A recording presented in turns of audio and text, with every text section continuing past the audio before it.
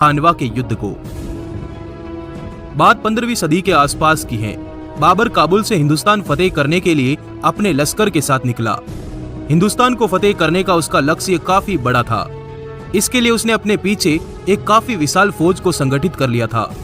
बाबर सिर्फ हिंदुस्तान पर ही कब्जा नहीं जमाना चाहता था, बल्कि वह काबुल में भी अपने वर्चस्व को बरकरार रखना चाहता था।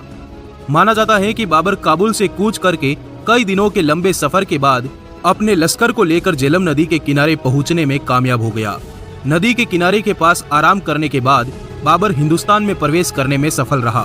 बाबर हिंदुस्तान में दाखिल होने के बाद कई रियासतों पर अपना कब्जा जमा चुका था। वह अपने देखे सपने को पूरा करने के लिए हर युद्ध लड़ने को तैयार था। गुजरते समय के साथ ही बाबर कई रियासतों को फतेह करता गया और अंत में उसने पानीपत के युद्ध को जीतकर दिल्ली में अपनी बादशाहत कायम कर ली। कम समय में ही बाबर ने दिल्ली में अपनी बादशाहत जमा ली थी, मगर भविष्य में बाबर का मुकाबला काल के महायोद्धा राणा सांगा से होना था। राणा सांगा को संग्राम सिंह के नाम से भी जाना जाता है। वह राणा रायमल के पुत्र थे। अपने शासनकाल में राणा सांगा दिल्ली, मालवा और गुजरात पर कई बार चढ़ाई कर चुके थे। माना जाता है कि उस दौर में भारत में कोई ऐसा शासक नहीं था जो राणा सांगा से युद्ध में लोहा ले सके।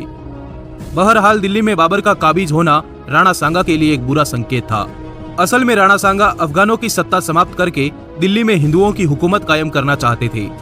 वहीं बाबर समूचे भारत में अपना कब्जा जमाने का ख्वाब देख रहा था। राणा सांगा ने बाबर को दिल्ली का बादशाह मानने से इनकार कर दिया। वो तो खुद को दिल्ली का सम्राट मानते थे। इस कारण ही उन्होंने अपने राज्य की सीमाओं को आगरा तक बढ़ा लिया था और जल्द ही वे दिल्ली पर दावा बोलकर दिल्ली में अपना राज्याभिषेक करवाने वाले थे। बाबर भी मानता था कि राणा सांगा के रहते वो कभी भी भारत में हुकूमत नहीं कर पाएगा। इस लिहाज से दोनों योद्धाओं के लिए अपने वर्चस्व को कायम रखने की चुनौती थी।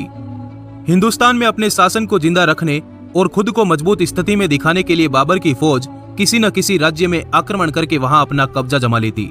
इस तरह बाबर की जीत की भूख बढ़ती जा रही थी। उसे रोकने के लिए कोई भी दूसरा शासक उसके सामने आने की हिम्मत तक नहीं करता। इधर राणा सांगा समझते थे कि बाबर भी अन्य अफगान शासकों की तरह हिंदुस्तान में लूटपाट को अंजाम देकर दिल्ली से वापस चला जाएगा और बाद में वह दिल्ली पर कब्जा कर लेंगे। किंतु यह सच नहीं था। राणा सांगा को भी जल्दी ही पता चल गया कि बाबर जल्दी हिंदुस्तान नहीं छोड़ने वाला था। दूसरी तरफ बाबर की क्रूरता दिन प्रतिदिन बढ़ती जा रही थी। उसने कालपी, बयाना, आगरा और धौलपुर रियासत तक अपना वर्चस्व जमा लिया था, जबकि ये रियासतें राणा सांगा के साम्राज्य के अधीन आती थी। खैर, जब पानी सर के ऊपर जाने लगा तो राणा सांगा ने बाबर को हिंदुस्तान से खदेड़ने का फैसला कर लिया। इसी के तहत राणा सांगा ने राजस्थान की सभी रियासतों को एक करके अति विशाल सेना का निर्माण कर लिया। इस समय राणा सांगा के साथ हसन खां मेवाती, वसीम चंदेरी, इब्राहिम लोधी का छोटा भाई महमूद लोधी और विशाल राजपूत साम्राज्य डटे हुए थे। हसन खां मेवाती और महमूद लोधी ने ही राणा सांगा को बाबर पर हमला करने के लिए अधिक उकसाया था, क्योंकि बाबर ने इनके राज्यों पर कब्जा कर लिया था। खैर, राणा सांगा बुलंद हौसलों के साथ अपनी विशाल सेना को लेकर बयाना और आगरा पर अधिकार करने के लिए बढ़े। जल्दी ही राणा सांगा ने बयाना की मुगल ताकत को कुचलकर बयाना पर अधिकार कर लिया। बयाना जीतकर राणा सांगा आगे बढ़े और सीकरी को भी अपने अधिकार में कर लिया। यही सीकरी में राणा सांगा ने अपनी सेना का पड़ाव डाला। इधर लगातार मिल रही पराजयों से बाबर के सैनिक घबरा गए। उन्होंने बाबर से कहा कि हमें वापस काबुल लौट जाना चाहिए, पर बाबर कहाँ मानने वाला था। उसने अपने सैनिकों का वेतन दोगुना कर दिया, अपने सैनिकों के सारे कर माफ कर दिए। उसने कभी शराब न पीने की कसम खाई, फिर भी सैनिक नहीं माने तो अंत में उसने सैनिकों के सामने जिहाद का नारा लगाया, जिसके बाद भागती हुई सेना रुक गई।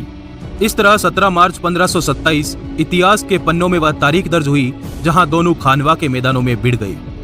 राणा सांगा की फौज का मुकाबला करने के लिए बाबर अपने विशाल लश्कर के साथ फतेहपुर सीकरी के निकट खानवा नामक जगह पर पहुंचा। वहां राणा सांगा और उनके दूसरे सहयोगी राजा पहले से ही बाबर की प्रतीक्षा कर रहे थे। बाबर की सेना के आते ही युद्ध का बिगुल फूंक दिया गया।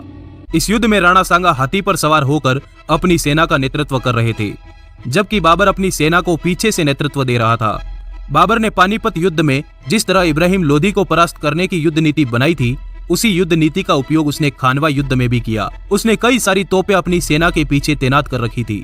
तोप जैसे आग उगलने वाले हथियार के बारे में भारतीयों ने पहले कभी नहीं सुना था। देखते ही देखते दोनों सेनाओं के घुड़सवारों में भीषण टकराव हुआ। राणा सांगा की सेना ने कुछ ही समय में बाबर के हर मोर्चे को चारों तरफ से घेर लिया। जल्दी ही राणा सांगा ने युद्ध का रुख अपने पक्ष में कर लिया था। उनकी जीत मानो तय हो चुकी थी। अब राणा सांगा की सेना बाबर तक पहुंचने लगी।